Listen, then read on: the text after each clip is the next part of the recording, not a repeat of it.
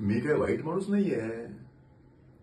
लोक मला घाबरतात म्हणून मी काही क्रूर ठरत नाही. भीती ही एक शक्ती असते आणि शक्तीशिवाय राज्य चालू शकत नाही. काय शेतजमीन त्यांनी ती गमावली आहे, मी कमावली आहे ती. धड काम केलं असतं ना तर 2 वेळचं खायला मिळालं असतं त्यांना. कर्ज? अरे मी देतो ना कर्ज, कारण मला तो अधिकार आहे.